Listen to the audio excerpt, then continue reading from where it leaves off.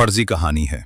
एक दफा एक मुल्क का बादशाह बीमार हो गया। जब बादशाह ने देखा कि उसके बचने की कोई उम्मीद नहीं, तो उसने अपने मुल्क की रियाया में ऐलान करवा दिया कि वो अपनी बादशाहत उसके नाम कर देगा, जो उसके मरने के बाद उसकी जगह एक रात कब्र में गुजारेगा।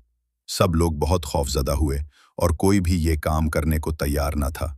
इसी दौरान एक कम्हार, जिसने सारी जिंदगी कुछ जमा न किया था, उसके पास सिवाय एक गधे के कुछ न था। उसने सोचा कि अगर वो ऐसा कर ले तो वो बादशाह बन सकता है, और हिसाब किताब में क्या जवाब देना पड़ेगा, उसके पास था ही क्या, एक गधा और बस। सो उसने ऐलान कर दिया कि वो एक रात बादशाह की जगह कब्र में गुजारेगा। बादशाह के मरने के बाद लोगों ने बादशाह की कब्र तैयार की और वादे के मुताबिक कम्हार खुशी खुशी उसमें जाकर लेट गया और लोगों ने कब्र को बंद कर दिया।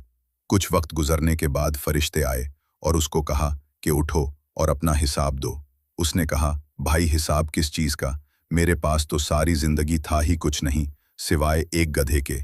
फरिश्ते उसका जवाब सुनकर जाने लगे, लेकिन फिर एकदम रुके और बोले, जरा इसका नामा आमाल खोल कर देखें, इसमें क्या है। बस फिर क्या था।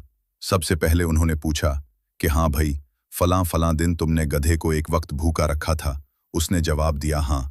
फौरी तौर पर हुक्म हुआ कि इसको 100 दरे मारे जाएं।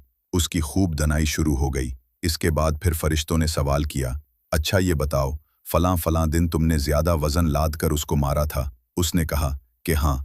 फिर हुक्म हुआ कि इसको 200 दरे मारे जाएं। फिर मार पड़ना शुरू हो गई। गरज सुबह तक इसको मार पड़ती रही। सुबह सब लोग इकट्ठे हुए और कब्र कशाई की ताकि अपने नए बादशाह का इस्तकबाल कर सकें। जैसे ही उन्होंने कब्र खोली तो उस कम्हार ने बाहर निकलकर दौड़ लगा दी। लोगों ने पूछा, बादशाह सलामत किधर जा रहे हैं? तो उसने जवाब दिया, ओ भाइयों, पूरी रात में एक गधे का हिसाब नहीं दे सका तो पूरी रियाया और ममलिकत का हिसाब कौन देता फिरे। कभी सोचा है कि हमने भी हिसाब देना है, और पता नहीं कि किस किस चीज़ का हिसाब देना पड़ेगा, जो शायद हमें याद भी नहीं है।